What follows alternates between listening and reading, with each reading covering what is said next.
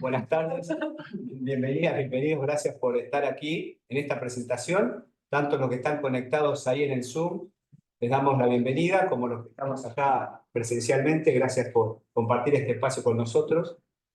Bueno, mi nombre, para los que no me conocen, es Francisco Alvarelo, soy profesor de la Facultad de Comunicación de la Universidad Austral, director del doctorado y secretario de investigación.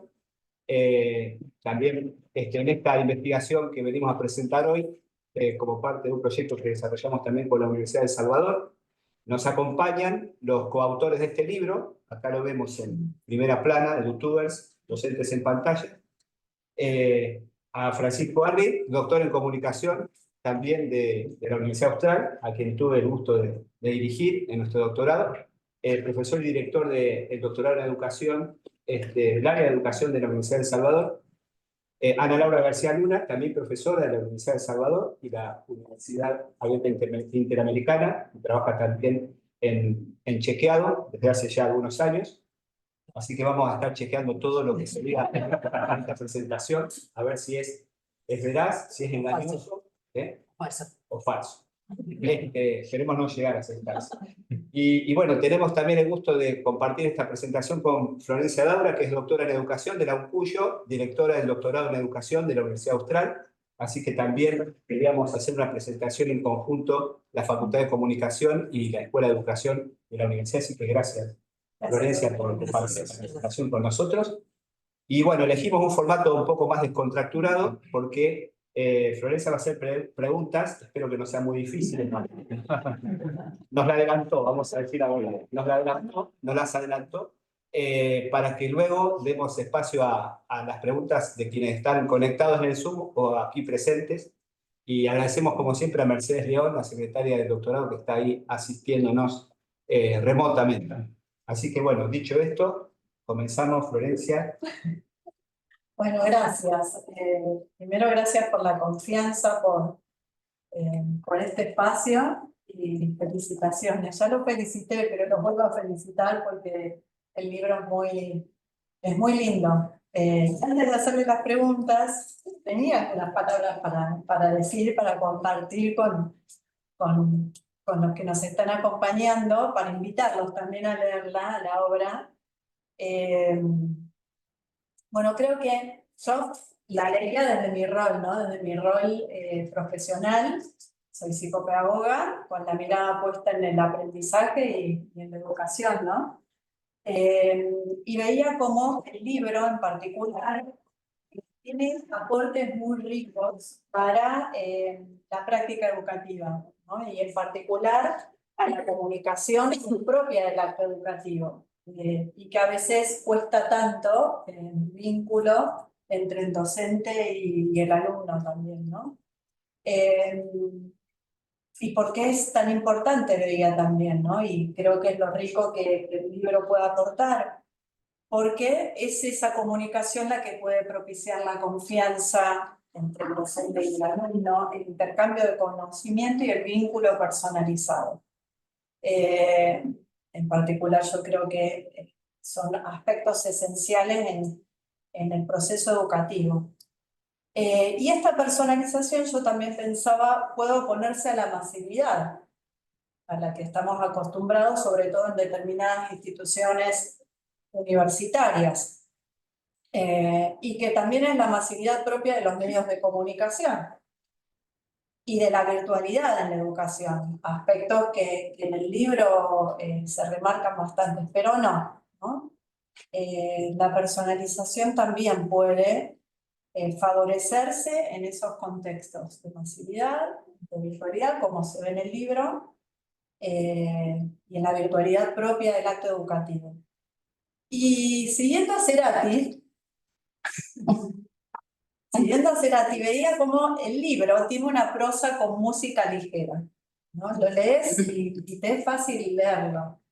Y a veces en este tipo de libros, en donde se vuelcan resultados de datos, de evidencia investigativa, es difícil, ¿no? Un aplauso para ustedes, ¿no? Porque es llevar un lenguaje más divulgativo en aspectos que son más académicos o sin descuidar la evidencia encontrada, ¿no? Y por último, me pareció súper interesante el término, ¿no? Que en el libro en varias oportunidades van diciendo cómo cuesta encontrar una definición unívoca, ¿no? de youtubers. Y yo en particular también encontré un paralelismo entre ese término y el rol del youtuber con el rol que tiene todo aprendiz autónomo y con el rol del investigador en particular. ¿Por qué? Porque son, desde esos roles, uno permanentemente trata de innovar, con proactividad buscar nuevas ideas, buscar nuevo conocimiento, y de ir regulando ese proceso, ¿no? Y esas son notas que creo que están presentes en las personas que ustedes fueron entrevistando, ¿no? Innovaron, regularon, tuvieron mucha proactividad.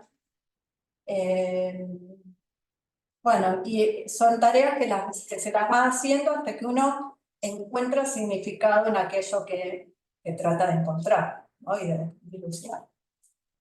Y bueno, ahora les voy a hacer las preguntas. No son muchas, no se asusten, porque también nos pareció interesante que el público, los que están acá, los que están allá, bueno, o en la nube, no sé, hagan preguntas. Bueno, la primera que les quería hacer es, ¿qué recomendación darían a un profesor que no tiene tantas dotes de actuación, ¿no? Yo veía el youtuber tiene, ¿no? Y ustedes lo remarcan en la obra. Para que se animen a grabar videos o bien para dinamizar las clases presenciales, porque muchas de las capacidades propias del youtuber uno las tiene que poner en el aula en una clase presencial. ¿Qué recomendación darían? Arranco. La primera cuestión que define a estos youtubers, a estos 8 youtubers que nosotros entrevistamos, tiene que ver con explicar bien, ¿no? Más allá de las características actorales o cierto histrionismo que presentan, me parece que la principal característica tiene que ver con explicar bien. Son personas que explican bien, como primera característica. Y en ese explicar bien, luego suman otros elementos que pueden ser más propios del lenguaje audiovisual, pero cuando uno observa las producciones que ellos realizan, no tienen grandes movimientos, por ejemplo, ni de planos, ni de tomas. En realidad son, la mayoría, creo que el 85% es plano pecho, mirada a cámara. Hace un paralelismo de alguna manera con el espacio del aula, donde uno mira los ojos de los estudiantes, ellos miran, el plano tiene que ver con la mirada a cámara. Creo que la primera recomendación, si bien el libro no tiene como objetivo recomendar, pero sí me parece que es, cuando uno termina de leer el libro y después del estudio que hicimos de estos canales, de estos youtubers, es que cualquiera de nosotros, cualquier profe podría en realidad ser youtuber si se anima hablar ante cámara, ¿no? Que en realidad creo que esa es la primera quizá limitación en términos de el pudor que nos puede llegar a dar el hablar ante cámara, porque en realidad hablamos todo el tiempo en nuestro rol docente, digo, lo expositivo es lo que más nos caracteriza como docentes, y acá el tema es hablarle a esa cámara, que yo creo que ellos encuentran en esa cámara la mirada del estudiante. De hecho, hay un estudiante simbólico en sus explicaciones todo el tiempo presente. Después, las otras cuestiones que tienen que ver con lo que acompaña ese lenguaje o esa narrativa audiovisual, como bien contabas, Florencia, que gracias por la lectura minuciosa del libro, tiene que ver con experiencias autodidactas, o sea, ellos aprendieron todo de otros canales de YouTube, aprendieron haciendo, digamos, entonces me parece que tiene que ver más con animarse, más que con hacer una lista de características que deberías tener para hacerlo, ¿no? Creo que muchas ya las tenemos como profes. No sé, los compañeros. Sí, hay algo de histrionismo que Sí. también se despliega en la clase presencial, ¿no? Como vos decías. Y por ahí esto también es la propia práctica de ellos es un efecto de red, digamos, porque muchas veces actúa casi por imitación. ¿Cómo empezaste? Y empecé mirando lo que hacían otros colegas, ¿no? Entonces, a partir de ahí, es como que se va replicando ese efecto de red. Y nosotros que tenemos un libro anterior que trata sobre los booktubers, vimos un fenómeno similar, digamos. Al principio, bueno, en fin, empecé a probar y después la cosa se va como profesionalizando, digamos. Eso también es otro efecto de red, digamos, ¿no? Una producción que inicia como artesanal, después se empieza a profesionalizar. Bueno, prestemos atención no solamente al histrionismo, sino a la luz, al efecto en la filmación, en la grabación, a ver cómo se puede editar, ¿no? Entonces, sigue como un patrón de casi de industrialización, digamos, que es lo que sucede con otros fenómenos mediáticos, no solamente con este, ¿no? Pero en este claramente está esto de imitar y después empezar a probar. Sí, para completar, lo que nos llamó la atención, nosotros íbamos con un prejuicio hacia el objeto de estudio, que era nos íbamos a encontrar con una propuesta audiovisual, digamos, interesante en términos de trabajo de planos, edición, montaje, inserts, y observamos con el trabajo de análisis de los videos que, como decía recién Ana, no dista mucho del gusto parlante y se mantiene la tradición de la clase clásica, ¿no? Del aula del docente explicando. Y lo que nos decían, que nos llamó más la atención con respecto a lo técnico, es, sobre todo lo más importante es tener un buen micrófono, ¿no? O sea que la base es la explicación oral, ¿no? Y eso es muy interesante porque de algún modo nosotros hacemos esta lectura, ¿no? En este contexto donde se está discutiendo tanto la didáctica y el desarrollo de las inteligencias artificiales, acceso a la información por fuera del sistema educativo y demás, acá se privilegia a un docente hablando. Entonces ahí la figura del docente tiene muchísima relevancia. Uno podría decir, bueno, ¿dónde está el docente? Ahí está el docente. Esto, por lo menos, los docentes que entrevistamos, que son docentes del sistema formal de enseñanza, son los que entrevistamos nosotros, que generalmente los youtubers son docentes que ejercen como docentes y de esta manera expanden sus clases. Que lo diferencia de otros creadores de contenido, que por ser youtubers, que hacen divulgación de otros contenidos, pero que no son docentes. Y también tienen un desarrollo visual un poco más sofisticado. Pero en este caso, la propia práctica, porque trabajan como docentes, los va llevando a hacer videos audiovisualmente, digamos, sobrios, porque se privilegia el tema del audio, ¿no? Entonces dicen, lo importante es tener un buen micrófono, un buen video con un buen micrófono, un buen sonido y una imagen más o menos, zafa. Pero al revés no. Si tiene mal sonido, no lo van a escuchar, ¿no? Incluso juega esta idea de que los usuarios, alumnos que lo escuchan, a veces lo escuchan solamente mientras van caminando, o sea, en cualquier situación, porque lo que importa es el audio. Entonces, lo visual queda en un segundo plano, lo cual tampoco está tan descolocado porque YouTube es una plataforma que se usa más para escuchar que para ver, aunque es una plataforma de videos, llamativamente donde más se escucha música, por ejemplo. Entonces, hay un poco esta lógica de un pacto de lectura que va hacia ver YouTube para escuchar y no tanto para ver. Sí, lo que me parece interesante, los demás también digan, ¿no? Como en la presencialidad muchas veces se pone en tela de juicio en las clases que son meramente expositivas, ¿no? Para justamente tratar de buscar esa motivación del alumno, la participación. Y en esta dinámica uno puede pensar, bueno, es exposición pura y la interacción no existe, o sí existe, pero mediada, ¿no? Mediada por la pantalla y tal vez el que oye después participa en el chat o, bueno, participa en su propio aprendizaje, volcando lo que elaboró a partir de lo que aprendió, ¿no? Pero es muy llamativo, tal vez por todo esto de la cultura de lo visual, ¿no? De lo visual, de lo auditivo. Igual quizás, digo, sumo algo a esto que compartís, quizás la diferencia con esta idea de lo expositivo y de la clase magistral, que en realidad es como una clase magistral, expositiva, el docente explicando, es que en el caso de la plataforma o de la plataformización de educación, el estudiante elige cuándo En la educación formal vos lo obligás a de 9 a 13 estar sentado escuchando. Acá se expone también a una explicación, pero en el momento que él quiere. Esta idea del on demand, caminando por la calle, Uno puede parar. o parar, o volver a ver, o en el momento que él quiera, creo que es la principal característica en términos de ese estudiante, usuario, comunidad, que selecciona el contenido en el momento que él quiere, para exponerse a escuchar, ¿no? Sí, Quizás ahí sí, el cuándo, sí, acá sí, me parece sí, que, quizás no el sí. cómo porque es el mismo el cómo, Sí, pero el cuándo. sí. Bueno, después, como otra pregunta, ¿no? Una de las capacidades que en la actualidad se reconoce como escasa es justamente el pensamiento reflexivo. Muchas veces, y más aún en el nivel universitario, ¿no? Ese alumno que está entrando a la vida universitaria.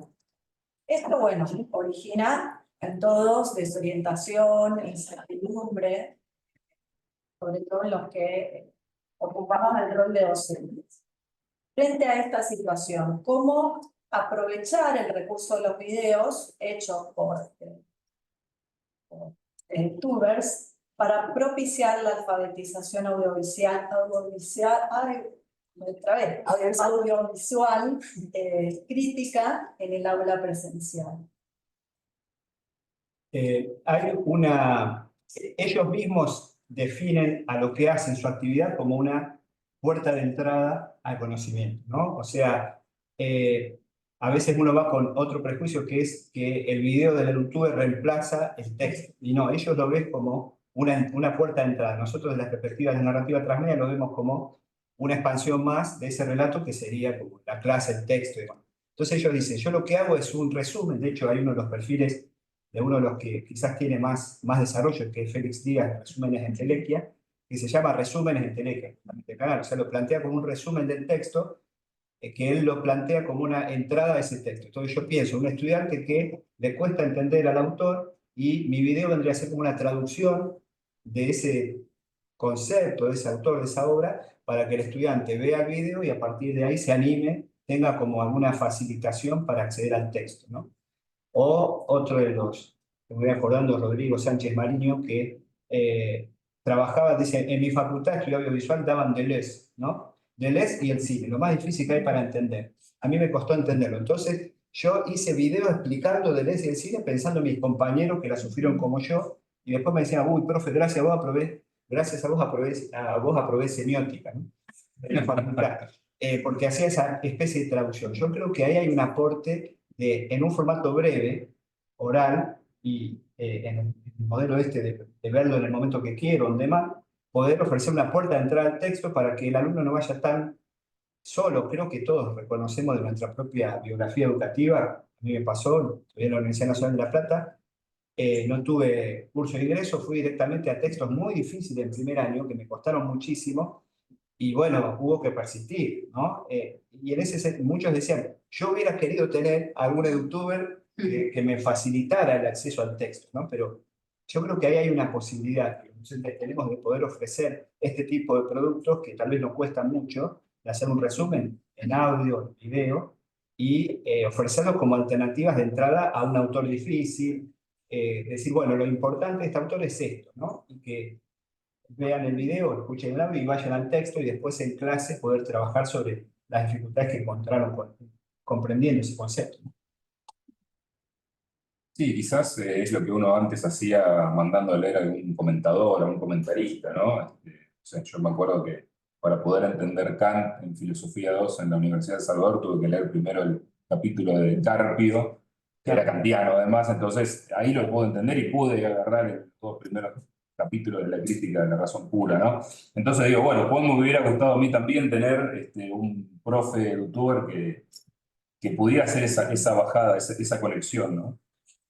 Me parece que eso es interesante. Y por ahí es como una especie de extensión de lo que uno, o sea, y creo que en el libro nosotros lo decimos, como una extensión transmedia, ¿no? Es decir, el aula, porque muchas de estas experiencias surgen de profesores que tienen su sala de clases y que empiezan a disponibilizar videos para, con otros lenguajes, intentar interpelar a esos alumnos.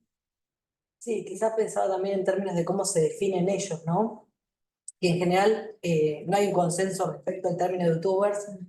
Por un lado están los que se corren del término porque no quieren estar necesariamente asociados con la plataforma, porque creen que más allá de la plataforma lo que ellos hacen, en el caso de YouTube, y ellos se presentan como traductores, como decodificadores, como facilitadores. De alguna manera, esta posibilidad de convertir el texto escrito en un lenguaje más narrado, de hecho, más simple. Ellos mismos plantean la cuestión de la simpleza en la explicación. Esto, ¿no? Es una puerta de entrada, es una invitación a después ir al texto, ¿no? Me parece que ahí ese rol que ellos tienen me parece bien interesante en términos de que no empiece y termina todo en ellos, y tienen como bien claro ese rol, que es bien difícil también, porque de alguna manera ellos tienen como algunas características de rockstar, sobre todo algunos de ellos, digo, tienen como una manera, sobre todo los que ya tienen más años y más suscriptores y más seguidores, pero así todos se ubican en un lugar de somos facilitadores para, y no se olviden de que el para final tiene que ver con el texto, con la obra original, lo cual está bien interesante, ¿no? Sí, qué interesante. Bueno, el docente para mí es así, es un facilitador, ¿no? Sea edutuber o sea... Sí. Claro, exacto. ¿Qué recursos sugieren a los docentes que se están iniciando en el empleo de recursos visuales para favorecer una lectura reflexiva y crítica que sobreponga la percepción fugaz de lo visual, ¿no? Con esta posibilidad que tienen los que ven los videos de parar donde sea, de saltar, de adelantar, retroceder, sobre todo adelantar lo que los aburre, ¿no? ¿Qué sugerirían a partir de la experiencia de los edutubers?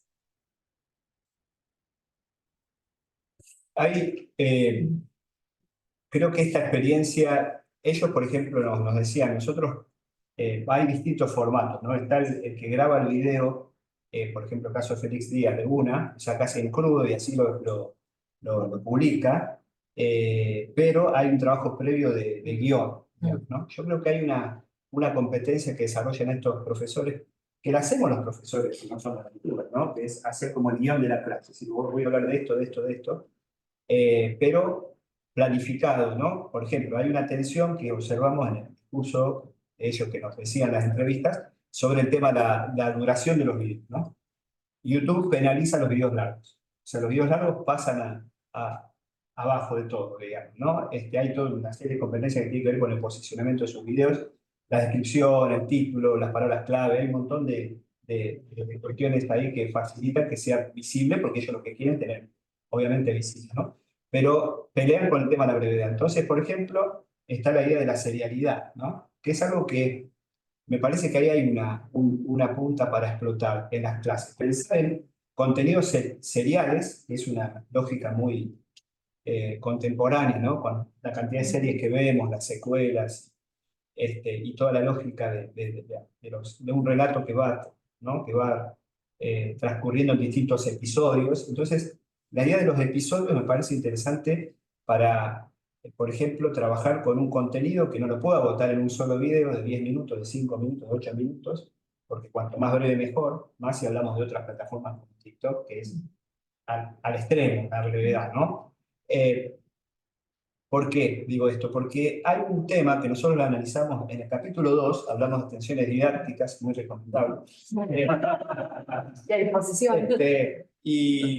Y vemos que, claro, el estudiante que va a la clase presencial es cautivo de alguien que habla mucho, que es el docente, no le queda otra que está ahí, no sabemos si está ahí, o capaz que mentalmente está en otro lado, ¿no? En las clases por Zoom está con la cámara apagada, no sabemos si está o no está, a veces, ¿no? Bueno, en la clase presencial también se puede apagar la cámara. Se puede apagar la Uno cámara. pone la cara y después... Metafóricamente, Sí, pone cara, incluso sí. mueve la cabeza. Sí. Asintiendo, es interesante. El profesor, claro, y está en otro planeta. Pero bueno, ahí tenemos un tema de que la condición del aula es una hora de tantos minutos, depende. Y claro, a veces no tomamos conciencia de que en ese tiempo metemos un montón de contenido que tal vez el estudiante no está en condiciones de digerirlo en ese momento, pero decimos, bueno, tanto tiempo, tanto contenido, y porque adecuamos la didáctica, digamos, a la clase, y bueno, tratamos de meter lo más posible. Esto me parece que nos da alguna pista, porque bueno, acá la atención es totalmente distinta, como decía Ana, es on demand, el estudiante lo agarrás en otra situación, va a buscar puntualmente algo, una especie de delivery académico, digamos, quiero que me explique esto, o encuentro a este autor, no va a bancarse toda la clase, hay como una especie de selección ahí, y creo que ahí hay algo que podemos explotar, ¿no? De seleccionar contenidos, de dejar algunos contenidos por fuera de la clase, para que el estudiante a modo de aula invertida, los consuma y después vamos a la clase a discutirlo, o que el estudiante también, para ver si entendió un concepto, lo puede invitar a generar un contenido a modo de youtuber o un resumen, sintetizando los conceptos de este autor, porque en la síntesis hay un montón de competencias que entran, ¿no? Poder interpretar, sintetizar, jerarquizar los conceptos principales, ponerlos en diálogo con otros. Ahí me parece que hay mucho para aprender, desde la producción, ¿no? No tanto desde la recepción, sino de la producción de este tipo de contenidos que son muy fáciles, por otro lado, de producir. No estamos hablando de cosas técnicamente muy complejas. Sí, quizás también sumaría el rol de la comunidad, ¿no? En términos de los comentarios. No sé, en algunos casos cuando analizábamos las producciones veíamos que había un intercambio entre alumnos que en el aula quizá no se da. Y entre ellos mismos, respondiendo, preguntando, sumando, me parece que ahí el generar un espacio colaborativo en la construcción de ese entendimiento, de ese conocimiento, de ese tema que se plantea en la producción, es algo que quizás en la presencialidad tendríamos que aprender para ver por qué funciona tanto intercambio en términos de la plataforma, y quizá cuando vamos al aula no tenemos tanta participación, o no hay tanta duda, o no hay tanto este intercambio colaborativo, ¿no? Más allá de la pregunta que se le puede hacer al docente, no sé cuánto cuánto generamos para que entre ellos mismos compartan y analicen y reflexionen y se pregunten. Todas estas cuestiones las analizamos en los comentarios, no sé, y planteo la duda de qué nos pasa en el aula, que quizás no se da tanto esa interacción, ¿no? Quizás hay algo ahí para tomar. Sí. Para tomar, inclusive, si pensamos en primero en esta idea de aula invertida, que primero vean el contenido, se animen en ese espacio cuando ven la producción, de hacer los comentarios y demás, y algo de eso traerlo al aula y trabajar sobre esos comentarios que hicieron o sobre el intercambio que se generó en el espacio de comunidad, ¿no? Sí, yo creo que me parece que los profes lo aprendimos en la pandemia. Por ahí hay un poco de temor, quizás por nuestra formación más enciclopédica, en pensar en que un currículum minimalista es un currículum que enseña menos. Y me parece que ahí nos estamos equivocando mucho. Entonces, me parece que también tiene que ver con nuestra propia actitud frente a esas brevedades, esos microcontenidos, ¿no? Puesto que decía Francisco, bueno, ¿cuánto yo le pido en que un minuto resuma en un video tal idea, ¿no? Y por ahí tiene que ver un poco con eso, con tratar de ver, tener otro tipo de aproximación y entender sobre todo, eso nos pasó en otra investigación que compartimos, en la que ya tuvimos resultados, en otro libro, que tiene que ver entender cuáles son sus estrategias de aprendizaje, es decir, qué es lo que hacen, cómo se disponen a aprender, que no tiene que ver con yo docente evaluando lo que enseño, estoy hablando de la estrategia del alumno para aprender. Y esto de compartir de comunidad, de grupos de WhatsApp, grabarse audios con preguntas, responderse preguntas, gente desconocida en un grupo enorme de cátedra. Esto en la pandemia explotó, digamos, gente haciendo apuntes orales y ir escuchando su propia voz para repasar. Bueno, me parece que tenemos que empezar a tomar los docentes ese guante, ¿no? Y no dejar de imaginar solamente a un alumno solo encerrado leyendo esa imagen tan gutenberiana y tan romántica, para pensar en otro tipo de aproximación a sus contenidos. Bueno, y en el libro hay algo que a mí me llamó la atención, ¿no? Que es lo que comentan cuando Rodrigo Robles, ¿no? Afirma que las citas de fuentes en la actualidad no tienen valor social. Entonces yo pensaba, bueno, en gran parte es cierto esto, ¿no? Uno lo ve en los alumnos, ¿no? Cuando decís, bueno, las citas más en el mundo académico. tienen que ser citadas con las normas APA, si no uno está cometiendo plagio, y te ¿Es miran... necesario nombrar las normas? ¿Acá también? No, O cualquier otra norma, ¿no? Cualquier otra norma que asegure que la idea no es de uno, sino que fue tomada de otro autor, que le costó tal vez elaborar esa idea. Pero bueno, la realidad nos muestra que Rodrigo Robles tiene razón, ¿no? Pero a su vez, yo decía, esto es preocupante, ya que al no tenerlo, ¿no? Al no tener ese valor social, podemos caer en el riesgo de perder el origen de esas fuentes y de relativizar cuáles son esos contenidos, relativizar la veracidad de esa idea que uno ha encontrado y tomarla como propia, decir, bueno, esto es mío, cuando no lo es. Y en cierto sentido también a reforzar la falta de elaboración de ideas y de flexibilidad. Entonces, ¿qué uso recomiendan dar a los videos hechos por youtubers para resguardar la autoría de esas ideas y dinamizar también el proceso de enseñanza-aprendizaje? Algunas ideas fueron saliendo antes, ¿no? Pero esto que dice Rodrigo, que ustedes a mí me resonó un montón, ¿no? Me resonó mucho. Sí, yo creo que ahí estaba revisando la cita porque La buscamos viste, a ver qué quería decir. Me parece que Rodrigo le estaba poniendo un poco en palabras esta hipótesis tan provocadora del paréntesis de Gutenberg, ¿no? Me parece que estaba refiriendo al retorno de la importancia del oral, inclusive creo que habla de, bueno, estamos volviendo como en la Grecia arcaica, ¿no? Y bueno, digamos, si uno dejara de pensar o se contextualizara en esa idea del paréntesis de Gutenberg, esa creación de la imprenta que en realidad crea a los lectores, digamos, esa tecnología que nos crea como lectores solitarios, bueno, el Renacimiento que empieza a individualizar obras de arte, con eso en el medioevo no existía, me parece que tiene que ver un poco con esta vuelta que también nos estamos preguntando con la inteligencia artificial, con el remix, con el sampleo, con la autoría colectiva. Yo la verdad que, digamos, no sabría bien qué decir, digamos, sobre eso, pero entiendo que es un fenómeno de época, entiendo que nosotros sí tenemos que ser guardianes y custodios de esa tradición, pero también entiendo que vivimos en ese contexto en donde esos resampleos, digamos, nos están haciendo acordar, como decía Rodrigo, a prácticas previas a la imprenta de Gutenberg, ¿no? En donde la autoría queda diluida, digamos, bueno, que la imagen creada por inteligencia artificial es verdadera, es falsa, esto quién lo dijo, dónde salió, no, es verdadero, no, es falso. Entonces ahí hay como una tensión, digamos, ¿no? Y por ahí, con lo que nosotros hacemos el trabajo académico, bueno, eso es un trabajo tan propio casi de la modernidad científica. Bueno, se da un poco de bruces a veces, como vos decías, eso te resuena porque claro, es lo que nosotros hacemos, pero lo vemos de otra manera, ¿no?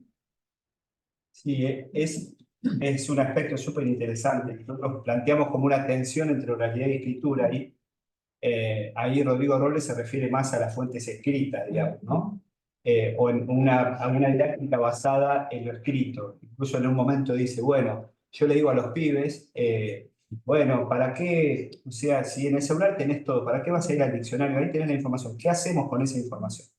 Y ¿qué hacemos? Entra en toda una circulación distinta a la relación copy-paste con el texto escrito, que es lo oral, ¿no? Donde supone una participación, un dinamismo, un poco esto que decía Francisco del paréntesis de Gutenberg, donde lo escrito pasa a ser uno más de las formas de acceso al conocimiento. Claro, lo dice de un modo casi que a uno le genera un poco, porque es de los entrevistados el que más hizo hincapié en eso, ¿no? Casi como una especie de un acto de rebeldía, ¿no? De hecho, a su perfil le había puesto el Commander Geo, en relación a Che Guevara, ¿no? El comandante Che Guevara de geografía, bueno, jugaba un poco con esa performance, él incluso dice, bueno, para mí ser artista es una performance, busco provocar, digamos. Pero es interesante el planteo porque nos trae a la cuestión de base que es, ¿qué es una fuente hoy? ¿Qué es un texto hoy? Que es un planteo que casi va de frente contra lo académico, que, bueno, se basa en cantidad de citas, en los sistemas no vamos a hablar más de APA también, pero los sistemas de acumulación de citas, vos tenés que escribir un paper con 40 citas de los últimos 5 años y tiene que estar en Scopus y bueno, toda esa lógica que es propia de la modernidad y demás, pero el mundo real, por así decirlo, pasa por otro lado y ahí recogemos mucho a Walter Ohm, que es un autor del cual varios de acá somos fanáticos, que habla de la segunda oralidad, ¿no? Donde dice, bueno, pero la segunda oralidad implica haber pasado por la edad de la escritura, de la imprenta. Entonces volvemos a la fuente, pero desde una perspectiva diferente, que es discutimos la autoría, porque antes de la imprenta las citas eran colectivas, los libros manuscritos eran intervenidos por muchas manos, los libros orales, bueno, entonces de algún modo decimos estamos como recuperando cierta oralidad, pero eso choca a veces con lo escolar o lo educativo, donde está basado más que nada en el libro impreso. Entonces ahí tenemos como un ruido. Los edutores en ese sentido, por eso decimos, los planteamos no como una sustitución, un reemplazo, sino como una complementación oral de textos escritos. Pero esos textos ya cambiaron, ¿no? Pero bueno, es un tema que seguramente da para mucho debate. Sí, no, solo quizás sumando, primero que fuimos a buscar la cita. Sí, Bueno, pero ¿cómo chequear? sí. Porque dijimos, ¿acá qué pasó? ¿Qué pasó? No, recordamos que en realidad en la entrevista él hablaba de esto, ¿no? De la apropiación del texto y cómo nos apropiamos ahora del texto a partir de la realidad y la invitación a... Porque en definitiva, más allá del valor social que él, creo que de manera disruptiva plantea respecto de las fuentes, todas sus producciones se basan en fuentes. Digo, no es que él hace hace una descripción de una temática original, o sea, todo lo saca de algún lado en un momento y refiere también a autores que invita a leer. Entonces creo que tiene que ver más con una respuesta un poquito más disruptiva para generar una pregunta como la tuya. que estuvo muy cierta, Sí, que nos hizo pensar, ¿no? Estamos hablando de eso, ¿no? Nos invitó a charlarlo antes de este espacio. Compartimos en WhatsApp la pregunta, hablando de oralidad, dijimos, ¿qué vamos a decir ahora? Está bien. No, bueno, ustedes han visto la pregunta, ¿no? ¿Eh? Preguntas, así se trabaja. No te preguntan, no te chicas antes. Casi nada, directamente. Bien. Bueno, y esta es la última. O la anteúltima, porque después quiero hacer una pregunta más así desde la cocina de la escritura. Bueno, en muchas clases presenciales todavía predomina esto que decíamos, ¿no? La dinámica unidireccional. Se te explica, los alumnos están escuchando o uno cree que escuchan. Y unidireccional también de generación y circulación de conocimientos, ¿no? Cuando a su vez uno intenta como docente que eso no se produzca, ¿no? ¿Qué tips de los recursos visuales recomiendan aplicar para poder generar una mayor personalización, interacción y aprendizajes profundos en los alumnos? Bueno, yo creo que eso, digamos, los videos que analizamos adolecían un poco que la introducción al tema para enseñar era una introducción muy directa. En oratoria se llama el exordio directo. Bueno, ¿qué tal? Vamos a hablar de esto. Y faltaba como la contextualización de decir, bueno, te voy a explicar por qué esto es importante, por qué es importante que escuches este tema, por qué esto se relaciona con esto, con esto. Entonces, eso, por ejemplo, sería que bueno, no estoy inventando nada nuevo, es las técnicas constructivistas, digamos, en donde, bueno, nosotros no podemos tener el feedback en directo de cómo el alumno reconstruye sus saberes previos, pero le podemos dar un mínimo contexto y después hacia el final volver a retomarlo, el final de la exposición, para que efectivamente eso quede como más claro. Para mí eso es fundamental, digamos. Nosotros acá lo decimos, de hecho estaba buscando, el 83% del análisis del corpus muestra una tendencia hacia los métodos de enseñanza tradicionales. Bueno, pero podemos agregarle, digamos, el porqué al principio, ¿no? Y recuperar un poco como la mayoría de estos contenidos tienen relación con el currículum, porque se desprenden de materias que se dan en el secundario o en la facultad. Bueno, hacer un poco un relacionamiento con otros temas, con la importancia de ese tema para reforzar ese proceso, para mí, no sé. Sí, como ideas a mí se me ocurre, bueno, capaz que repito un poco lo que dije antes, en torno a lo colaborativo, dado que es algo muy cercano a los estudiantes cada vez más, la producción produce mucho de estos contenidos tal vez en sus perfiles en las redes, hacer propuestas de producir contenidos alrededor de los conceptos de los autores, ¿no? Generar comentarios, ¿no? Esta circulación que decía Francisco, que también observamos en otra investigación que está vinculado con las formas de estudiar durante la pandemia, encontramos con que, por ejemplo, los apuntes orales circular en los grupos WhatsApp, así como antes circulan los apuntes escritos. Acá en la Facultad de Comunicación de la Australia hay una tradición fuerte de alumnos, muy buenos alumnos que hacían tan buenos apuntes que a veces aparecían citados en las referencias, ¿no? Como dijo fulano de tal, y los profesores que habían tenido a ese alumno, hacia ellos se reían porque sabían de dónde venía, que hacía buenos apuntes. Bueno, esto también sucede, ¿no? Hay estudiantes que tienen unas competencias un poco más desarrolladas en la explicación oral y demás, así como también los que toman buenos apuntes, y me parece que hay que jugar un poco por ese lado, porque esto ya sucede. Entonces, por ejemplo, nosotros hacer apuntes, ¿no? Como para que, porque a veces esos apuntes no están bien, no están siempre bien, ¿no? Entonces uno dice, ¿de dónde sacaron esto? Uno lee los exámenes y dice, eso yo no lo dije en clase, ¿no? Y seguramente apareció en alguien, tomó apunte y no sé qué estaba pensando y dijo que McLuhan dijo tal cosa o Escolari, eso no lo dijo nunca, ¿no? Entonces, tal vez nosotros hacer esos apuntes, asegurarnos de que chicos usen estos apuntes, además, ojo cuando lo van a decir en el examen, me parece que jugar un poco el juego que ellos juegan, no hacer un como si yo explico, ellos me entienden y anotan y después reproducen, sino un poco entrar en esas lógicas de producción. Me parece que eso puede también descontracturar un poco que la clase la da solo el docente, también pueden participar haciendo las cosas en las que se siente más involucrado. Ellos siempre lo agradecen cuando uno abre el juego. Sí, también me parece que ellos, digo, los youtubers que nosotros estamos, desarrollaron mucho la capacidad de escucha o de lectura, dependiendo de cómo llegó el comentario, de qué es lo que necesitan, ¿no? Hay algo de entender qué es lo que esos estudiantes necesitan o quieren al contenido. Tengamos en cuenta que las primeras producciones que ellos realizan es en función de entender que hay algunos temas que les resultan muy complejos a los estudiantes que no lo terminan de resolver en el aula presencial y por eso hacen los videos. Y luego, con pandemia y demás, empiezan a prestar atención a los comentarios de lo que le piden. Y si uno en realidad analiza los temas o las clases o las producciones que ellos hacen, mejor dicho, en realidad explican temas del currículum, con lo cual el esfuerzo está en explicarlo diferente. Porque si se dan cuenta que en el aula no alcanza o no basta, ellos cuando van a hacer la producción lo explican diferente. Entonces hay algo ahí que, digo, que me parece súper interesante de cómo desarrollaron la capacidad de escuchar al estudiante en relación a no entiendo, y esto que no entiendo es por esto que no lo entiendo, para que ellos expliquen específicamente aquello que no se resolvió en el aula presencial.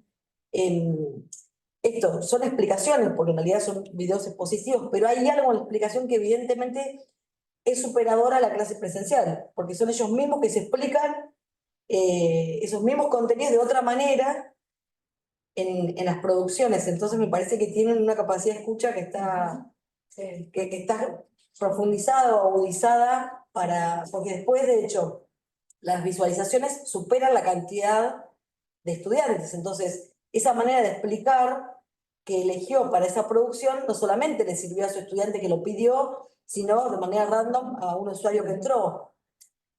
Me parece que ahí hay algo interesante para tener en cuenta en eso que han desarrollado estos. Ay, me hiciste profes. acordar Sí. un meme que circuló por ahí, Ah. que decía, no me das bolilla en la clase, me voy a ver a Julio Profe. Julio Profe es uno de los youtubers más famosos colombianos, profesor de matemática. Entonces hay algo que a esa persona no encontró en la clase presencial, que lo tiene ahí al profesor. A veces vemos clases masivas donde el profesor no se preocupa muchas veces de ver que su estudiante entienda, sino está más preocupado por la cantidad de contenido que tiene que desplegar. O no hay preguntas, o el estudiante no se anima a preguntar, hay un montón de condicionantes, ¿no? O la masividad, o no quiere exponerse, bueno, hay un montón de... En cambio acá evidentemente está eso, y a veces le preguntan y demasiado. Dicen, bueno, no puedes explicar ahora esto y ahora lo otro. Claro, se ven habilitados para preguntar y para sentirse más escuchados, ¿no? Bueno, las preguntas formales atentas. Bien. Yo les quería preguntar, bueno, recién dije de la cocina y la escritura. Obviamente no es frase mía, de Paula Carlino, todos conocen la obra de ella. Y pensaba, bueno, que nos cuenten, si se animan, algo de la cocina, de la escritura de este libro que más les haya gustado, ¿no? Que dejó huella en su... Pues antes decíamos, bueno, un libro es como un hijo, ¿no? Bueno, ¿qué huella dejó en ustedes, pero en su rol profesional y docente? Esta cocina. Bueno, es el segundo libro que escribimos los tres, ¿no? Bueno, esto es producto de la investigación, o sea, de las entrevistas. Implicó, bueno, primero un trabajo de transcripción de las entrevistas en profundidad. Algunas las produjimos en forma, bueno, son todas grabadas, no sé si hubo presenciales, ¿no? Fuimos con un equipo de investigación de la USAL.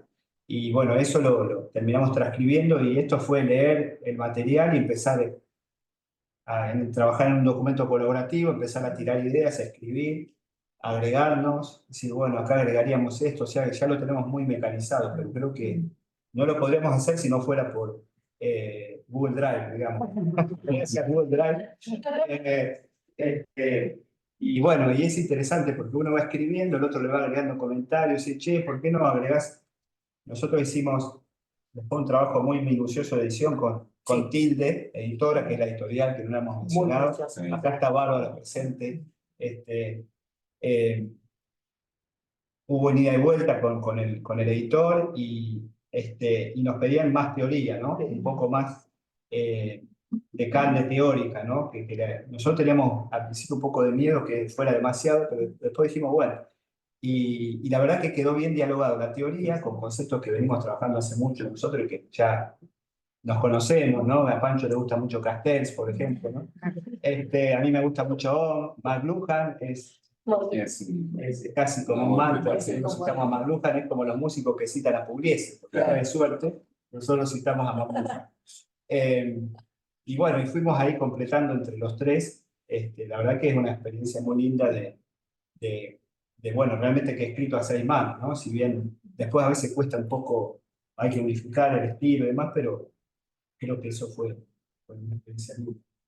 Sí, por ahí lo que queda es el trabajo, esto de como enseñanza o como aprendizaje, en realidad, de cómo buscar el punto justo entre, porque Tilde nos decía, viene que queremos un libro de divulgación, no queremos un libro que sea una mini tesis de doctorado o maestría, no, queremos un libro de divulgación. Y cómo buscar ese punto justo entre la divulgación, pero estás presentando resultados de una investigación, que obviamente uno cuando observa un campo lo observa desde un lugar teórico, porque todo es teoría, como dice Ruth Sautu. Pero bueno, cómo lograr ese punto de equilibrio, ¿no? Y me parece que eso fue, por lo menos para mí, me parece que para los tres fue como un desafío que nos llevó a discutir, pensar, ver qué citas, cómo citar, qué autor dejar, qué poner, qué era lo que mejor ilustraba. Y me parece que eso fue para la cocina, por lo menos para mí, una gran enseñanza. Sí, creo que más de un ida y vuelta, como dijo Fran, tuvimos con Tilde, tuvimos mucho, y la verdad que el libro terminó siendo un trabajo no solamente colaborativo de nosotros tres, sino también de la editorial que le encontró esto, ¿no? Del punto, hubo mucho intercambio en el que no estuvimos de acuerdo, y llegamos a un consenso después de mucho intercambio, porque éramos tres y Tilde además, entonces era como que primero entre nosotros, después, bueno. El WhatsApp ardía, por ejemplo, ¿no? El WhatsApp explotaba y a veces el mail también. Sí, Nicolás, que es el editor. Nicolás, el editor, mucho trabajo ahí. También bien interesante que quizás no conocía el fenómeno, entonces eran unos ojos, nosotros ya estábamos como con ojos demasiado involucrados en la temática y Nicolás no, entonces esa mirada también estuvo interesante. Y creo, en lo personal, para mí, trabajar con estos profesores, con los 8 youtubers, fue también como como una cuota de inspiración y de vocación, porque en realidad hay mucha vocación en esos profes, profunda vocación. De hecho, no lo hablamos, pero de las cuestiones que planteaban a futuro los 8 era, bueno, poder monetizar un poco mejor. Entonces hay mucha vocación, hay mucho trabajo por afuera de la educación formal, de ir a su horario de trabajo, entonces me parece que para nosotros también fue bueno, o sea, es como que hay todavía formas de seguir repensando la educación y seguir conquistando a nuestros estudiantes, porque de hecho es lo que ellos hacen, ¿no? Es un buen ejemplo de trabajo desde la vocación y con un profundo compromiso en el proceso de enseñanza-aprendizaje más allá del aula, del aula, el aula de los 4 muros, ¿no? Entonces me parece que en ese sentido estuvo bien bueno. Y después, acá el señor Francisco, vamos a darle la felicitación especial. Él suele convertir los Frankenstein, armamos entre los 3, porque los textos por momentos son Frankenstein, o sea, son una cosa de cada uno. Él le logra darle esa armonía que hace que el libro termine siendo. Sí, sí. Así que eso es mérito del señor. Nuestro primer editor, después de Nicolás. Bueno, pero Nicolás nos supo llevar también a eso, ¿no? Sí. Con sus preguntas punzantes nos llevó hacia ese, como que eso también nos ayudó, Sí. digamos. Esa mirada de afuera que te dice, no, pero mira que esto no se entiende, esto explicarlo mejor, esto está... Y eso... El rol del editor es... Sí, es fundamental. Sí, Porque uno está tan metido en el tema y uno ya escribe casi con los ojos cerrados, diría. Decir, bueno, ahí de afuera que te diga, incluso te trabaja el ego un poco. Decir, ¿cómo Sí. no se entiende esto? Mirá lo que nos dice. Sí, ¿no? Y bueno, sí, la Nicolás Bárbara, ¿verdad? Porque a veces Todos los autores coinciden. como que, pero si se Tiene entiende. esa función. tiene esa función. Pero bueno, es un gran editor, Es un gran porque el libro realmente desde la edición quedó muy bien, muy cuidado. bueno, preguntas del público. Abrimos un espacio acá. Tengo una, pero no, estoy ansiosa. Tengo una en particular. Bueno, aparte, la felicitación primero. La pregunta me la traen ustedes ahora mientras dialogaban, se me vino ahora, no es que la traía pensada. Por un lado, uno encuentra en esto como una respuesta a una necesidad, ¿no? Es una respuesta a una necesidad en el hoy, del aprendizaje del hoy. Y me llevaba, sobre todo tus preguntas, a este aspecto bien de la importancia de lo reflexivo y el ayudar a pensar. Entonces, a mí se me despertaba esta pregunta, ya que esto es como una respuesta y particularmente centrándonos en la necesidad de ayudar a pensar, qué interesante es, debe haber si hay estudios, o seguramente que es un campo muy lindo, quizás en algunos aspectos virgen, de realmente si les han preguntado a ellos, a los estudiantes, a los alumnos, ¿qué es lo que los ayuda a pensar? ¿Qué es lo que los ayuda a reflexionar? Vos mencionabas varias veces esto de que, bueno, ellos comentaron que no comprendían, porque todo responde a esa pregunta. Puntualmente, saber de ellos, quizás es muy variada la respuesta, pero ahí uno encontraría la durabilidad, si el momento, si todo.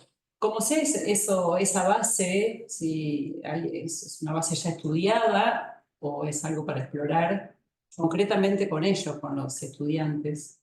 ¿Qué es? O sea, lo pienso en mis hijas también. O sea, si yo me he detenido a preguntarles, porque a veces están con esto, qué aburrido, o qué, me llevo a esta pregunta de decir, che, pero ¿qué es lo que a vos te ayuda a pensar? ¿Qué es lo que te ayuda a reflexionar? Hoy, en tu hoy, en este hoy, que es diferente a cuando nosotros aprendíamos. A mí me generó esa inquietud la presentación. Eso nos lleva tal vez a otros trabajos, ¿no? Sí. Pensando la otra investigación que estamos haciendo sobre, lo publicamos en otro libro, que tiene que ver con los hábitos de estudio, pero que vamos encontrando mucho, hay algo de la personalización que no tiene que ver tanto con la relación, o sí, la relación personal docente-alumno, pero sí con el contenido que tiene que ver con el on-demand, ¿no? Algo que ellos valoran mucho, que lo vamos encontrando en las investigaciones, es el tema de encontrar un contenido que yo necesito puntualmente, hacer una pregunta y que me responda, digamos, ¿no? En tanto, a veces encuentra dificultad para, por ejemplo, seguir todo el texto o toda la clase general, pero yo quiero saber esto, ¿no? Y eso es difícil porque a veces nosotros tenemos que dar un contenido y tenemos que decir, pará un poquito, que tu pregunta se va a contestar al final cuando escuches toda mi disertación, ¿no? Y es un desafío porque a veces no logran sostener la atención ese rato, pero creo que como efecto de lo digital y de lo hipertextual, de los demás, ellos están aprendiendo en un entorno personalizado de pregunta-respuesta más rápido que lo que el sistema educativo le está ofreciendo. ¿Quién se lo ofrece? Google, ChatGPT y los videos de los youtubers. Es decir, contenidos que responden a una pregunta puntual. Creo que ahí hay algo de lo que necesita. Yo necesito resolver esto, no quiero escuchar todo el desarrollo. Yo no puedo decir, no está tan mal, ¿no? Eso tiene una pregunta, pero por otro lado tendrán que saber que para responder esa pregunta tendrían que leer esto y esto, o entender además. Entonces ahí me parece que tenemos como un desafío, ¿no? De responder a esa demanda puntual, pero a la vez que recorran otros caminos que tal vez no pensamos inicialmente, pero que para nosotros son importantes que recorran, ¿eh? Sí, quizás hay algo de la jerarquización, ¿no? Esto de que hoy decía Francisco, las clases se presentan sin objetivo de aprendizaje, sin contextualización, arranca el tema. Entonces ahí hay algo de jerarquización y un poquito lo que estábamos hablando hoy de, bueno, de todo el currículum, en realidad, o de toda la currículum, en realidad se elige un tema y ese tema se explica. Uno podría después pensar, bueno, pero se necesita contextualización, se necesita un andamiaje para que se produzca un aprendizaje más profundo. Sin embargo, estamos hablando de, en algunos casos, videos de 8 minutos. 8 minutos. De alguna manera va el alumno, busca lo que quiere, bien concreto dentro de la sobreabundancia que tiene Google, el educador te lo da mucho más concentrado, con buenas etiquetas, o sea, etiquetan bien los videos, entonces es bien dirigido, está ahí el SEO, el algoritmo bien dirigido para que el resultado sea bien concreto lo que estás buscando, y te resuelve en 8 minutos una pregunta. A ver, no está dentro de esta investigación el tema de, más allá de que hicimos un análisis de la comunidad en cuanto a los comentarios y demás, no hicimos la entrevista a esos estudiantes que consumen esos videos, pero sí me parece que ahí se abre otro libro, una posibilidad, otra investigación de saber. Digo, esto que estamos diciendo es algo que nosotros inferimos porque vemos el producto, entonces inferimos que un producto de 8 minutos donde te explico un tema, hay algo de generalización que te interesa o que es lo que buscas, pero me parece que hay un campo para investigar que no contemplamos en esta investigación, pero que puede ser muy, muy interesante. Sí, Damián. Me pareció muy interesante, felicito, sobre todo por la investigación empírica. La paradoja es que quizás debería ser presentado en forma oral. Claro. Claro. Tenemos que ser claros. Es verdad, mira que está bárbaro, si no la editora nos hubiese pedido que quisiéramos hacer un video. Ahora, me pareció, bueno, no lo leía el libro, sé que este comentario y pregunta a continuación, hacer un poco de tanta, porque no lo leí el libro, pero me pareció muy interesante la presentación, sobre todo las cuestiones que plantea Laura, que vos venís de la, perdón, sos Ana Laura, ¿no? Sí, vale los dos. Valen los dos. Vos venís de la educación. Entonces me pareció muy interesante porque ahí están también como las miradas de la educación y las miradas de la comunicación. Esta idea que ella plantea con toda claridad al principio, de que lo que se destacan porque saben explicar y que lo que van a buscar estos chicos es una buena explicación. Entonces ese vínculo es un vínculo muy pragmático. En un clima digamos, en un ambiente de oralidad claramente, porque está YouTube como medio oral, pero están los podcasts, está el streaming, que es un medio oral, ¿no? Sí. Entonces, en un ambiente de oralidad, ellos van a buscar una explicación de esto que no me quedó claro, o porque le interesa particularmente el tema, o porque no me quedó claro en la clase y necesito saberlo para el examen, ¿no?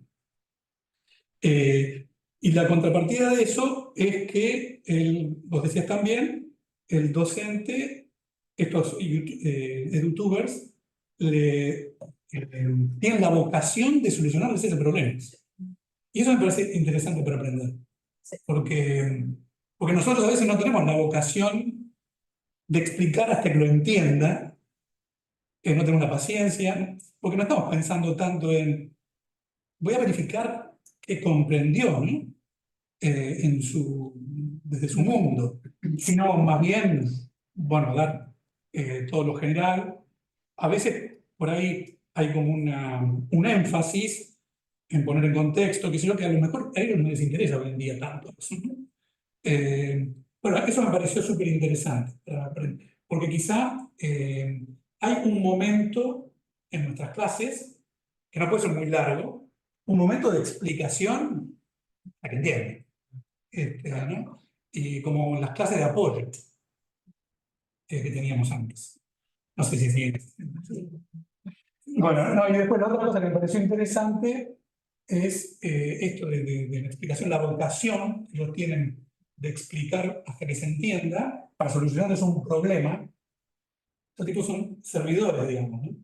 Están solucionando un problema, son como un mecánico que viene, ¿no? A arreglar. La contraposición a eso es nuestro énfasis en llevarlos al libro. Porque el enemigo de esto, del apuro que tienen por entender, de no entender, es el libro. Entonces, ahora leí Las dos torres de Beatriz Arlo, que es el último libro de ensayo de Beatriz Arlo, donde cuenta parte de su formación. Y entonces ella dice, hubo una clase en la carrera de letras donde me dieron para comentar un poema y yo no entendía ni siquiera de qué trataba el poema. Digo, esto es lo mío. Lo mío es no entender, enfrentarme con un objeto que no puedo entender. Entonces digo, la cultura es eso, no es un refuerzo de tu propia identidad, sino asomarte a un mundo que no entendés. Eso es lo más lejano a la cultura de los chicos. O sea, también hay un punto de elitista ahí, me parece a mí, en esa posición libresca. Es una cosa que hiciste mucho, Beatriz Arlo, que ella dice, por ejemplo, que el arte es difícil, tiene que ser difícil. Siempre cita a una persona que decía, ¿te gusta esta cultura? No, mirala hasta que te guste. Pero bueno, eso es una cosa de otra época, evidentemente. Ahora, la pregunta sería, perdón, después de todo este comentario, la pregunta sería, ¿es posible usar esa estrategia de la explicación para volver al libro, para llevar al libro? ¿Sería posible eso? Pues ellos también me parece que resguardan la originalidad de las ideas, ¿no? Porque etiquetan diciendo Sí. Foucault, ¿no? Ya la clase es sobre Foucault, ¿no? Sí. No es un invento de ellos. Ahora, los chicos no van a ir a leer a Foucault, se van a quedar con el video. ¿Es posible aprender esa actitud que ellos tienen, esa manera de ocultar a sus auditorios para ver si efectivamente verificar la comprensión? Pero eso, para decirles, mirá, esto, a lo mejor, con un poco de paciencia, te lo encontrás mejor todavía en el libro, o en esta parte del libro, no sé. Perdón, quizás es un poco ingenuo lo que estoy planteando, pero ¿será posible que no sea una contraposición? O sea, que esta cultura de la oralidad, de la explicación, de facilitar, que también responde a una cuestión de pereza y de ansiedad de los chicos, sea como nos tenemos que despedir del libro o no. ¿Hay alguna alternativa de...? Yo creo que no sé si lo pensaría tanto en términos de soporte, sino en términos de estado. Yo, por ejemplo, a los alumnos trato de crearles alguna situación de incomodidad, digamos, ¿no? Pensar que en el aprendizaje, si no hay incomodidad, digamos, hay algo que se tiene que poner en juego, más allá de, bueno, esto quiero entenderlo rápido, fácil. Entonces, bueno, también un poco crear esa situación de tensión, de disonancia, ¿no? Que probablemente después terminen evacuándola en un libro, quizás sí, ¿no? ¿Pero le funciona eso? Y a veces funciona, a veces no funciona, no sé, yo digo de mi experiencia, digamos, ¿no? A veces funciona y a veces no. Por ahí a veces terminan incómodos con algo que uno considera superficial y bueno, vamos para ahí porque la clase va para ese lado, ¿no? O por ahí ellos mismos traen algún análisis que quieren compartir. Quizás lo que más nos cuesta es entender esa otra lógica, digamos, ¿no? Esa lógica parentética, esa que es distinta, ¿no? Y ellos, digamos, y, bueno, el libro de los autores lo vimos claramente, hay una industria del libro floreciente en todo lo que es lo infanto-juvenil, digamos, hay un apego por el papel, usan el papel para seguir estudiando, entonces, bueno, tienen como otro tipo de vínculo quizás. Pero bueno, por eso para mí una clave sería generar un poco esa incomodidad para decir, bueno, sí, no es solamente este video de 8 minutos, está buenísimo que entiendas cuál es el concepto de Freud de inconsciente, pero vamos un poco más, ¿no? Sobre todo en la educación universitaria, Por supuesto. ¿no? Sí. Sí, yo creo que, de hecho, los youtubers se presentan como puertas de entrada. Tienen muy claro que no empieza y termina todo en sus videos. De hecho, en algunos casos hasta inclusive postean debajo del video toda una explicación de la clase con links, con sugerencias. Yo creo que es un recurso, que es un complemento de la clase tradicional, la clase magistral, y es una oportunidad también. No creo que no creo que termine ahí. Me parece que es como una manera de seducir al estudiante y de entrar como en su código de las redes sociales, del contenido aquí y ahora, en el momento que estoy yendo a tomar el colectivo. Estar como en sus sintonías, pero sin olvidarse que ahí no empieza y termina. Y creo que en eso son súper respetuosos, me parece, por lo menos en todo lo que nosotros trabajamos, en términos de tener bien claro que la educación formal no son ellos. O sea, ellos tienen bien claro que trabajan con temas, con temática de educación formal, pero que después el aula no se reemplaza, se complementa. Sí. Me parece que hay que encontrarlo además como un recurso para complementar el aula, pero no reemplazarla, ¿no? Yo pensaba, por ejemplo, este profesor de matemática que es tan exitoso, El colombiano. Julio Profe. Julio Profe.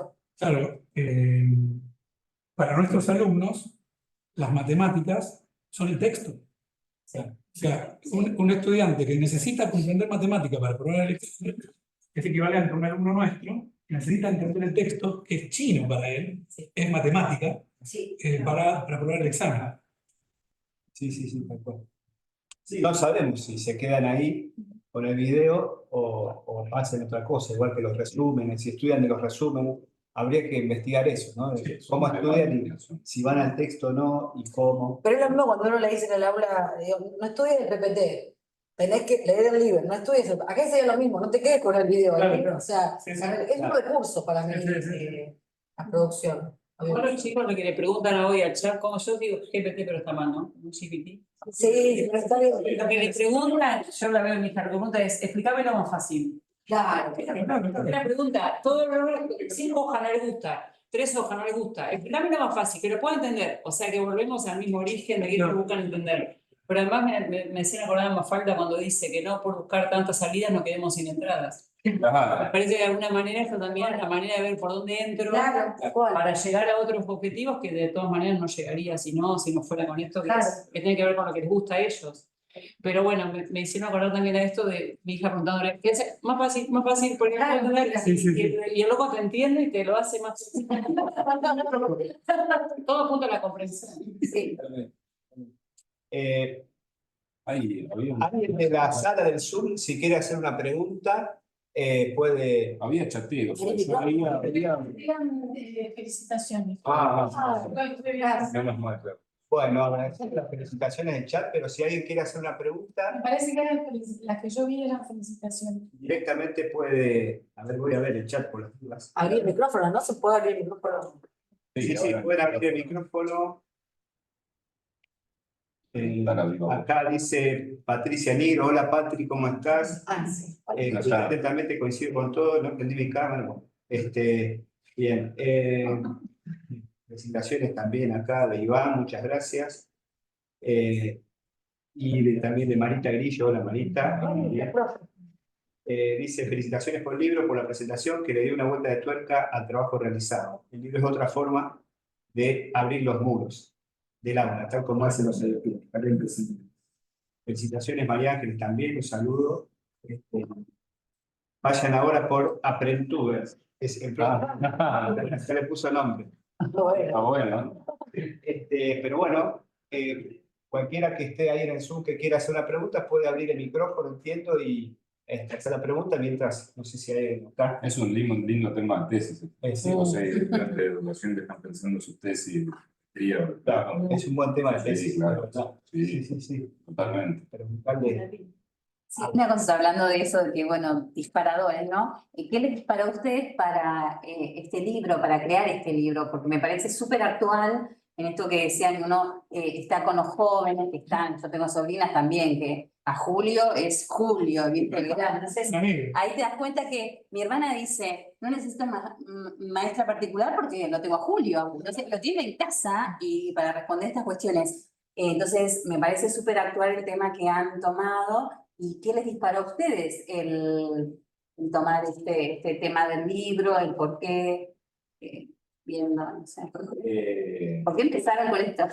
Frank, que Julio Profe tiene más visualizaciones de YouTube que toda la propuesta educativa del MIT. Bueno, pues, maravilloso. Eso lo dijo Axel Rivas. Lo dijo Axel Rivas en una conferencia hablando de plataformas educativas, de la plataformización.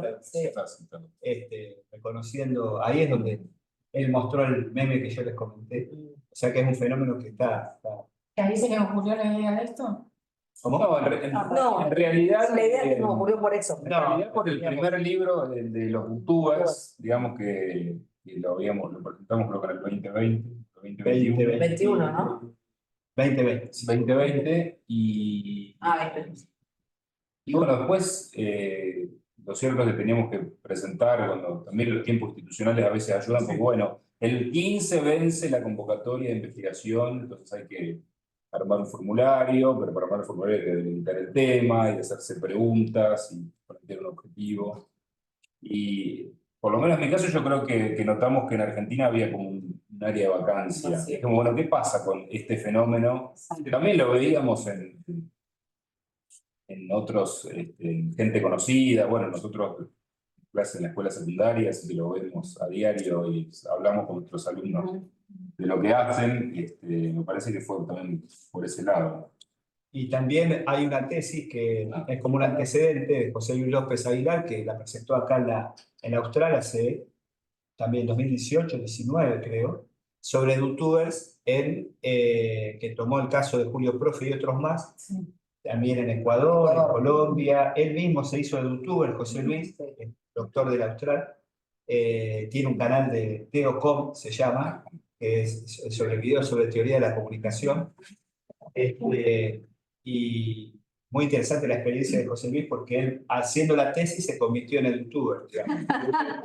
Porque una vez le contaba que al hacer, hizo la tesis porque una vez un profesor le dijo, profe, usted no tiene un canal de YouTube, como diciéndole algo. ¿Cómo es que no tenés un canal de YouTube? Y dijo, es verdad, no tengo un canal de YouTube. Y ahí empezó justamente por el reclamo de un estudiante.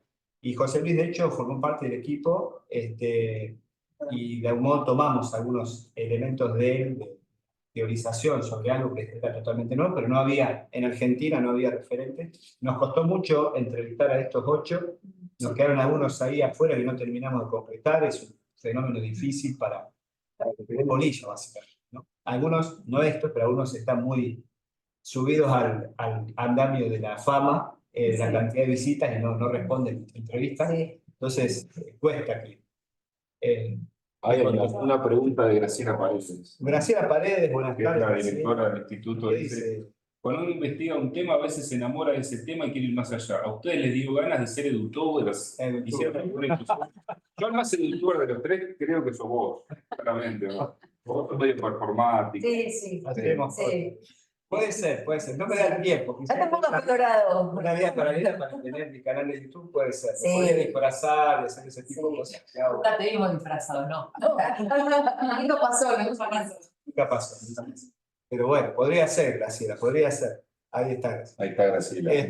Sí, podríamos ser youtubers académicos, eso podría. Sí. Ojalá tuviéramos más tiempo para hacerlo. Pero Sí, está bueno. a mí lo que me da un poco de pereza, digamos, es todo el tema de la producción audiovisual en sí, ¿no? De preparar la cámara, la edición del video, preparar los inserts. La verdad que es eso algo con lo que yo me llevo bastante mal, Sí. personalmente, y me generaría un poco de angustia. No, y además el tiempo, Sí, el tiempo que le dedican. Ellos decían que más allá que a veces uno los ve y digo, esta expectativa que teníamos, nosotros veíamos los youtubers que hacen producciones audiovisuales tremendas. Ellos sí tienen calidad fílmica, o sea, tienen como, ellos sí hacen mucho de audiovisual.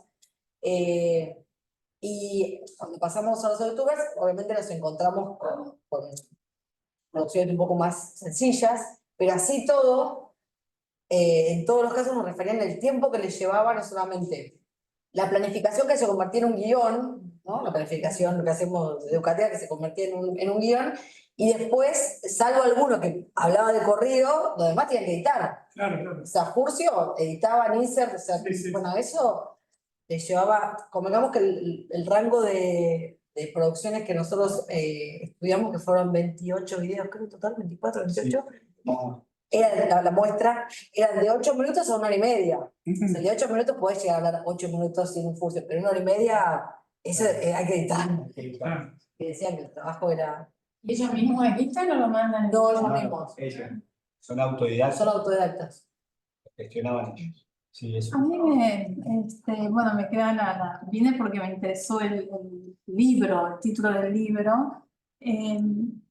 Me gusta la metáfora de la puerta, ¿no? Me parece clave en la presentación. Y después me surge la otra pregunta, ¿cómo serían estos profesores en el aula física? ¿No? Cómo ellos porque bueno, ya en el aula, teniendo en cuenta la metáfora de la puerta, listo. Ahora, en el aula, cómo ir buscando esos indicadores de aprendizaje en el alumno, seguir el proceso, es casi como una edición, ¿no? ¿No? Es una edición de lo que la libertad de este alumno, su ser persona, decide construir, asimilar, etcétera, según la línea, ¿no? que queramos decir. Entonces, bueno, me queda esta pregunta. ¿Cómo serían estos 8 profesores en el aula? ¿No? Evaluando al alumno con necesidades educativas especiales, en un contexto comunitario.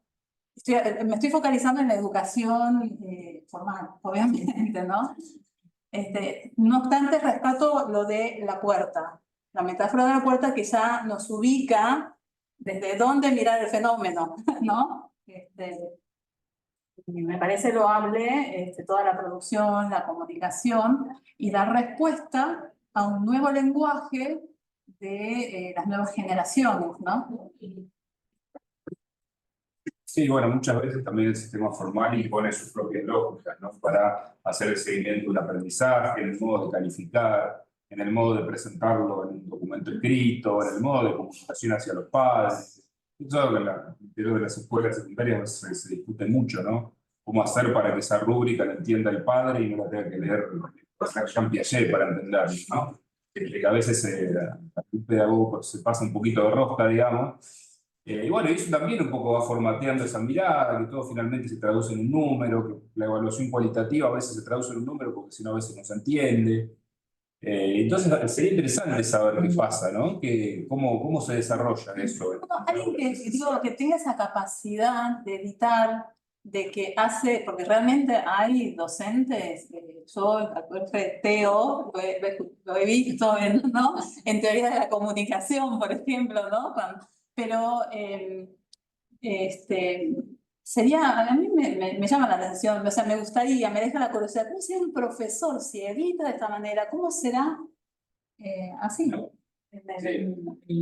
Hay una anécdota interesante de Félix Díaz, que contaba cómo empezó él a ser el youtuber, que tenía un estudiante no vidente, que él hacía la explicación en la pizarra, profesor de ciencias sociales, plan fines, que es el plan para finalización del secundario, y en el ingreso en las carreras sociales de Lomas, ¿no? De Lomas de Zamora. Y tenía una estudiante no vidente, entonces le hacía resúmenes en audio, ¿no? Y así empezó a subir a YouTube los resúmenes de audio, audios como de WhatsApp. Y un día se dio cuenta que a los meses que terminó sus clases, volvió en marzo, y a ver, para subir más videos, y vio que esos audios de audio que había subido tenían cientos de visitas. Y digo, ¿acá qué pasó? Esto no son mis estudiantes, ¿no? Entonces es interesante porque partió de los reconocimientos de la diversidad, porque acá me parece que hay algo que no mencionamos también. Esta práctica, que uno la ve tan tecnológica, entre comillas, o moderna, si se quiere, obedece a un reconocimiento de la diversidad que hacen estos docentes en el aula. Es decir, mi estudiante no entiende, este tiene 2 ritmos, o 3 ritmos, o 3 velocidades, le grabo un video para que lo entienda, o este que no ve, o este que necesita otra explicación, ¿no? Y después, otro caso es el de Walter Sosa Escudero, profesor de estadística de UDESA y otras universidades, que dijo, cerró los comentarios. ¿Por qué? Porque dice que las preguntas que le hacían los comentarios obedecían a un ambiente áulico. O sea, los comentarios llevaban a un lugar que yo no quería, que era que la explicación se da sola en el diálogo presencial, ¿no? Pero son docentes de aula presencial. Entonces, esto nos vuelve a la revalorización del aula presencial como espacio de encuentro, de diálogo. Entonces, nos imaginamos que estos docentes en sus aulas presenciales eran docentes muy empáticos, ¿no? Muy de saber leer dónde están las dudas, decía Walter Sosa, decía, la presencialidad tiene algo propio que es irreemplazable, que es medir el clima del aula cuando le ves la cara al estudiante si entendió o no entendió, los gestos, los chistes, hay cosas que aún en los sincrónicos no podemos reemplazar. Los chistes pueden ser malinterpretados, tener la cámara apagada, decís algo, no te escucharon, no escuchás al que te habla, lo ocurrente a veces no sucede. Entonces nos da la sensación que son docentes de aula realmente que les preocupa esto que decíamos al comienzo, que entiendan y que quede claro un concepto. Perdón, yo sé que seguramente ya quieran cerrar e irse, pero ahora también cuando lo escuchaba se me venía un poco el ambiente del aula está un poco deteriorado también. O sea, estamos hablando de secundaria, ¿no? De todo. De todo, hay de secundaria, sí. Profesores que se van llorando en las clases, Sí, claro. El no poder explicar y desarrollar un contenido porque están todos dispersos, las burlas, las ofensas. La semana pasada, en el curso que ya nos está yendo mi hija, habían dejado materia fecal en una bolsa en la mitad del aula. O sea, hemos llegado a niveles, no digo que se den en todos lados, pero que también debe ser difícil, digo yo, conjugar este ambiente áulico con el deseo de que se comprenda algo, y también quizás esto sea una manera de que uno, no es que estás huyendo del aula, no lo veo desde ese lugar, pero digo, también se ha transformado ese espacio en un espacio muy desafiante para captar la atención, porque están todas estas situaciones de vínculos y de faltas de respeto y faltas de escucha. Entonces ahí también uno se vuelve a plantear, bueno, no sé si tiene que ver con esto de YouTuber, pero volviendo a la preocupación inicial de cómo están los chicos hoy, de qué es lo que necesitan y qué están pidiendo, qué necesitan, que es más amplio. Me quedo también con esto del deterioro de alguna manera no solo de la capacidad de entender, sino de todo lo que es el ambiente. Un comentario así, aunque tarde, Observación de casa. pero bueno, quería compartir. Yo tuve que retirar, pero felicitaciones de nuevo, muy bueno, muy interesante. Perdón, Marisa Ramos tiene la mano levantada. Dale. ¿Quieres abrir tu micrófono? Muy buenas tardes, gracias por la presentación. Y quizás quiero abordar un tema respecto a si esos profesores cuando se concibieron como edutubers, lo hicieron pensando en sus estudiantes, lo hicieron pensando en ampliar el conocimiento. Y otra beta, ¿han monetarizado eso? Quizás esto que decías que se suben a un pedestal. Podemos encontrarnos con influencers que van a estar más pendientes de mostrar cuál es el soporte del dispositivo, no sé, el fondo que tiene, y casi como convertirse en los vicios. Digo, como riesgo, no porque digamos, no sea todo positivo, pero también creo que quizás si le encuentran esta beta a algunos, pierdan la calidad docente por casi convertirse, ¿no?, en figuritas. Perdón si planteo esto, pero me queda la inquietud. Sí, a ver, con el tema de la monetización es una preocupación hay de los que entrevistamos, uno es el que es Félix Díaz, es el que más ha incorporado la actividad como una profesión, digamos, ¿no? Que dice en un momento en las entrevistas que dedicamos un capítulo al tema de la monetización, que tiene un sueldo con el que pueda acompañar su labor como docente, ¿no? Sí, ahora directamente encontré la cita, dice que son sus ingresos principales los de YouTube. Vive de YouTube principalmente.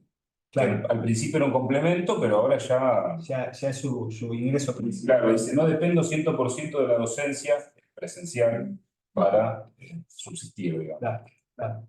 Y en ese caso ese es el más modesto en términos visuales, es el que graba de una, tiene una gorra nomás, es un muchacho así joven, digamos, que tiene onda cool, digamos, por así decirlo, con los estudiantes y tiene un fondo muy sencillo, nada de estrella. De hecho, él muy gentilmente, todos han accedido a las entrevistas y se mostraron muy colaborativos, colaboradores con la investigación y demás.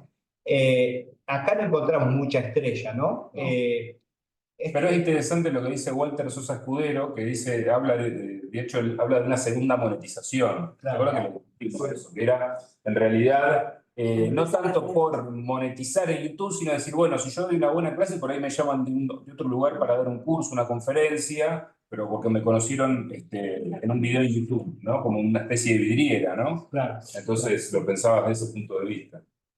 Sí, igual está súper interesante esto que traes, Marisa, porque creo que inclusive aquellos que no nos contestaron el mail o que no les interesaba participar en el libro, que es más que válido, no creo que se corran del lugar esto que vos planteabas de quizás si se preocupan más por tener un buen fondo, una buena cámara, un buen plan, una buena luz, más que en su exposición o en su claridad expositiva. No creo que se corran de ahí, porque en realidad vos fíjate que ellos están ahí, y si se la creyeron, supongamos que haya alguno que se la haya creído, es por la cantidad de suscriptores que tienen. Y la cantidad de suscriptores que tienen no es porque tengan una buena luz, un buen plano, es por lo que explican, o cómo lo explican.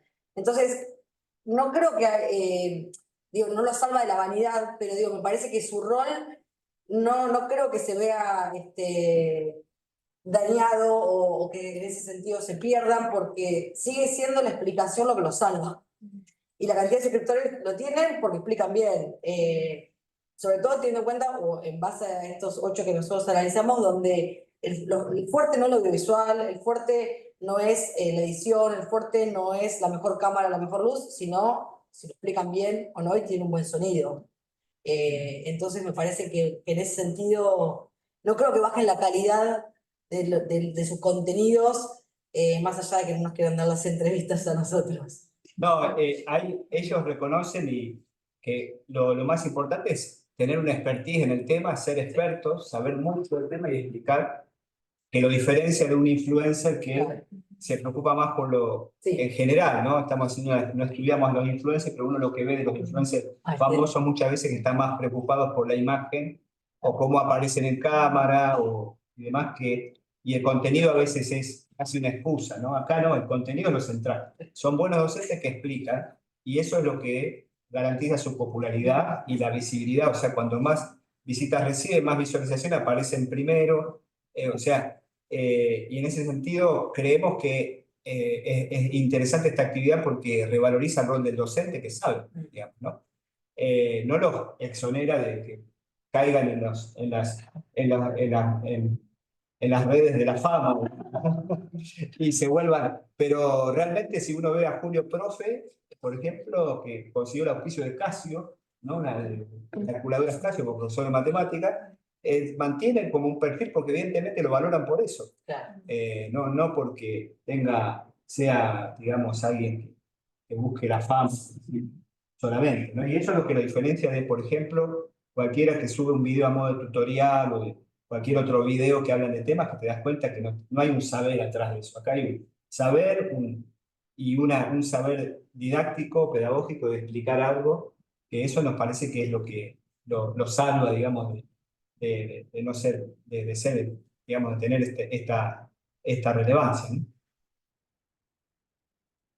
También una cosa que no me acuerdo si dijimos es que son temáticos los canales, es decir, no es que hablan de todo. Sí, claro. Digo, son especialistas en un tema en particular y eso también hace que cuiden mucho la calidad que tienen sus contenidos porque el profe de matemáticas habla solo de matemáticas, de geografía, no es que hablan de temas random, un día le preguntaban biología y habla de biología. Entonces me parece que el expertise, el conocimiento profundo de la temática también los diferencia del resto, ¿no? Bien, no sé si hay alguna pregunta más. Estamos ahí cerrando. Nada más. ¿Eh? No hay más preguntas. No hay más preguntas. Bueno, gracias, Mercedes. ¿Cerramos entonces? Sí. Bueno, gracias nuevamente a todos los presentes acá, especialmente a la decana de la Facultad de Comunicación, Marcela Pizarro, acá presente, que siempre está ahí quiere pasar desapercibida, pero queremos agradecer en nombre de la facultad habernos prestado este lugar también para hacer esta presentación. A todos los que se han molestado este rato en escucharnos ahí o vernos, no sabemos, en Zoom. Y gracias por la moderación y por la lectura. Muchas gracias. Gracias. Así que, bueno, está el libro disponible por si alguien quiere en Tilde Editora, en formato ebook y en físico, que está por ahí. Así que, bueno, muchas gracias y hasta la próxima. Muchas gracias. Bueno, muchas gracias.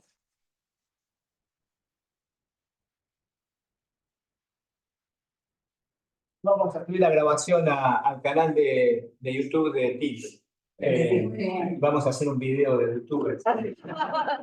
De 8 minutos. Esto fue 1 hora y media, va a ser difícil.